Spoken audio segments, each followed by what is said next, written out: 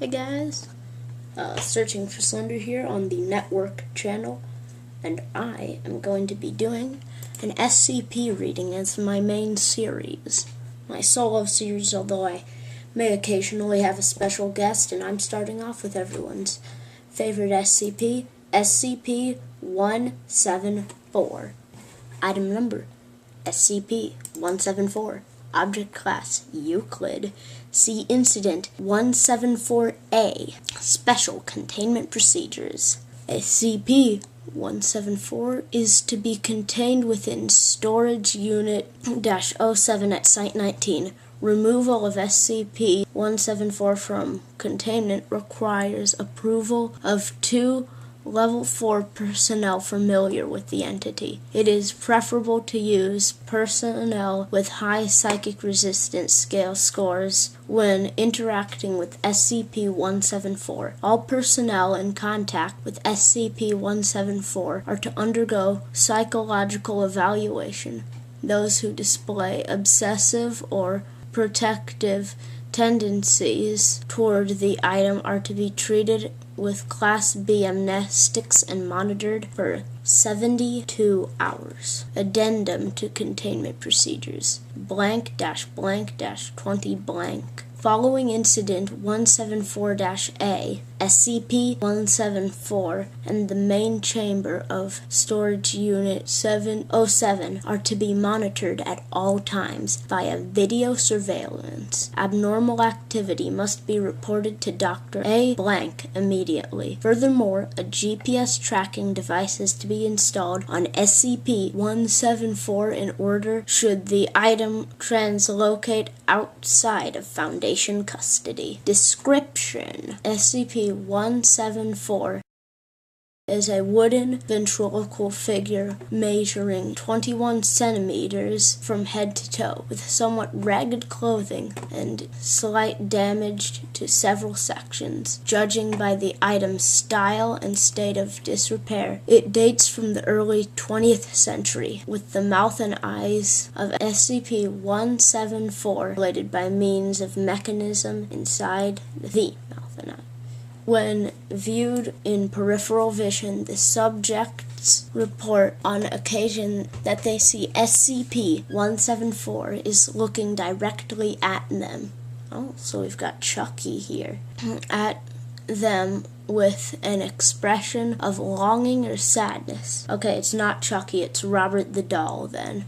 When the subject looks directly at SCP-174, this anomalous expression is not visible. Viewing SCP-174 indirectly, such as in a mirror or a live video feed, appears to increase the likelihood of this effect manifesting itself. Personnel in the vicinity of SCP-174 report a general feeling of sadness or sympathy directed toward the figure, but cannot explain any reason for those feelings. Prolonged exposure can lead to personnel personifying the figure with greater extents. Those with particularly low psychic will in some cases act as if SCP-174 were a living being, e.g. cradling it as if it were a baby.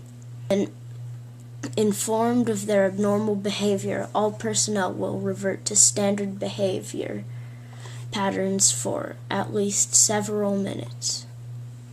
Subjects who place SCP-174 on their hand will report the urge to converse with it.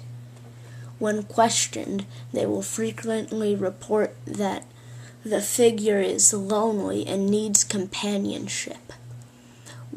The subject will also begin speaking for SCP-174 and manipulating its expression. When speaking for the figure, the subject's voice will take on a higher pitch, childlike tone. Recordings taken with high sensitivity microphones have determined that at no point does the figure actually speak itself or make any discernible noise. Regardless of the subject's experience, the act will be almost perfect. The conversation will quickly move toward a discussion of the figure's emotional state, particularly in its relationship to its past, in most cases leading towards the retelling by the figure of a story of how it was abandoned or mistreated. No one story has ever been repeated, and therefore which, if any, is true, is unknown. Woo! Okay, I'll just get back to reading it. Researchers have theorized that SCP-174 may have low-level telepathic abilities, as each story seems to be based around a theme that will have a particular resonance with the current subject. Past this point, subjects will show great affection for SCP-174 and will attempt to protect it from people who come too close to it or try to interact with it, in some cases with deadly force. So it is Chucky. Subjects often refer to SCP-174 as their baby, or use similarly strong terms of endearment when referring to it. This effect persists for several hours after SCP-174 and the subject have been separated, and in at least one case the effect had not dissipated for 2 weeks after final interaction. Whether the effect would have ever lessened is unknown, as the subject in question was terminated owing to lack of compelling reason for further study. Subjects who are completely isolated from SCP-174 will become paranoid of the figure's safety, and often to undergo a mental collapse similar to that observed when a mother is separated from young children.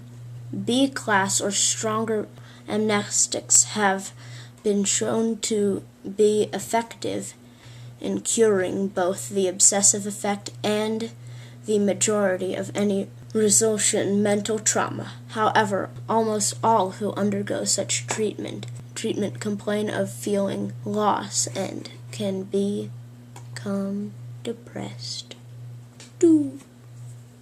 And now we will read Incident 174-A. On blank blank 20 blank, Dr. Blank entered storage unit 07 to find SCP-174 sitting on the floor next to its containment unit, looking directly at the main entrance door. The door to SCP-174's containment unit had been sealed shut, with no access having been logged in the previous week. After being replaced in containment, video surveillance was installed within Storage Unit -07 as a precaution against future translocations, with a GPS tracking unit attached to SCP-174. So that was SCP-174. I actually thought it was pretty good, if not one of the best I've read in a while. I like the concept, and wait, what's that you're saying? SCP-174 isn't the famous one that you wanted me to read?